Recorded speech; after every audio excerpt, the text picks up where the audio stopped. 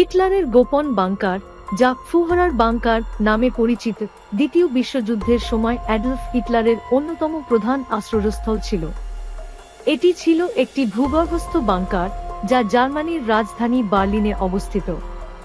বাংকারটি বার্লিনের চ্যান্সেলারি ভবনের নিকটে নির্মিত হয়েছিল এবং এটি মূলত একটি নিরাপদ আশ্রয়স্থল হিসেবে ব্যবহৃত হয়েছিল, বিশেষ করে যখন মিত্রশক্তির বোমা হামলা বার্লিনে তীব্রতর হয়। ফুহরার বাংকার দুটি ভাগে বিভক্ত ছিল: ভোর বাংকার, প্রাথমিক বাংকার, এবং ফুহরার বাংকার, প্রধান বাংকার।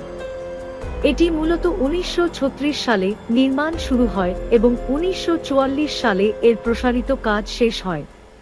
বাংকারটি পুরো কংক্রিটের তৈরি ছিল এবং এটি প্রায় 15 ফুট গভীরে অবস্থিত। ফুহরার বাংকারের স্থাপত্য ছিল অত্যন্ত মজবুত এবং নিরাপত্তা কেন্দ্রিক। এর দেয়ালগুলি প্রায় 4 মিটার পুরু কংক্রিট দিয়ে তৈরি, যা এটি বোমা হামলা এবং আর্টিলারি শেলের আঘাত থেকে রক্ষা করার জন্য ডিজাইন করা হয়েছিল। বাংকারের অভ্যন্তরভাগে কয়েকটি কক্ষ অন্তর্ভুক্ত ছিল, যেমন অফিস, ব্যক্তিগত শোবার ঘর, কিচেন এবং স্টাফদের জন্য থাকার স্থান। বাংকারে বিদ্যুৎ সরবরাহের জন্য একটি জেনারেটর এবং পানির জন্য একটি নিজস্ব সরবরাহ ব্যবস্থা ছিল। এটি এমনভাবে নির্মাণ করা হয়েছিল যাতে পরিবেশের বাইরে থেকে সম্পূর্ণ বিচ্ছিন্ন থাকা যায়।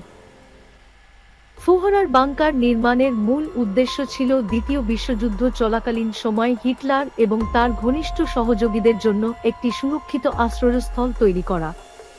1940-এর দশকে যখন মিত্রশক্তির আক্রমণ ক্রমশ বৃদ্ধি পাচ্ছিল এবং বার্লিনে বোমা হামলা বাড়ছিল, তখন একটি নিরাপদ এবং কৌশলগত স্থান প্রয়োজন হয়ে পড়ে। ফুহরার বাংকার এমন একটি জায়গা হিসেবে ব্যবহৃত হয়েছিল যেখানে হিটলার তার সামরিক কার্যক্রম পরিচালনা করতে পারেন এবং চূড়ান্ত সিদ্ধান্ত নিতে পারেন। যুদ্ধের শেষ দিনগুলোতে এটি হিটলারের শেষ আশ্রয়স্থল হয়ে ওঠে। বাংকারে হিটলারের জীবন ছিল অত্যন্ত সীমাবদ্ধ এবং বিচ্ছিন্ন।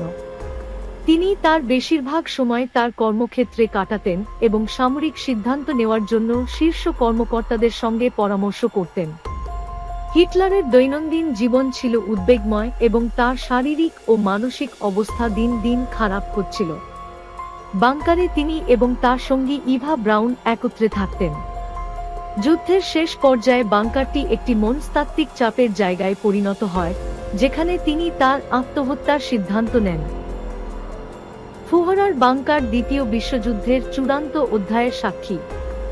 1945 সালের এপ্রিলে, যখন সোভিয়েত বাহিনী বার্লিনে প্রবেশ করছিল, হিটলার এবং তার ঘনিষ্ঠরা বাংকারে আটকে ছিলেন।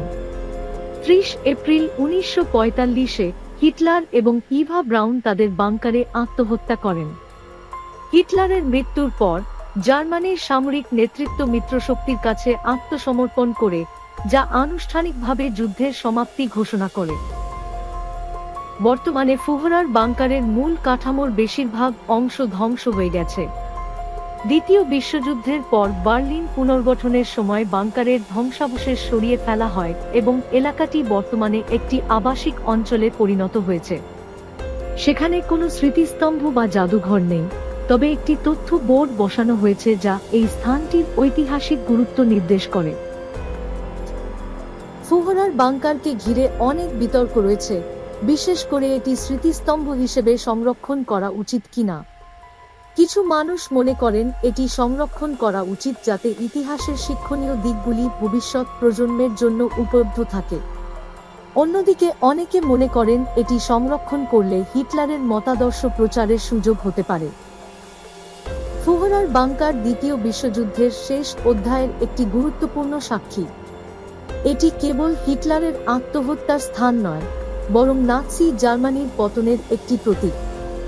এর মাধ্যমে আমরা শিখতে পারি যে কৌশলগত ভুল সিদ্ধান্ত, ঘৃণার রাজনীতি এবং একনায়কতন্ত্র কতটা ভয়াবহ পরিণতি ডেকে আনতে পারে।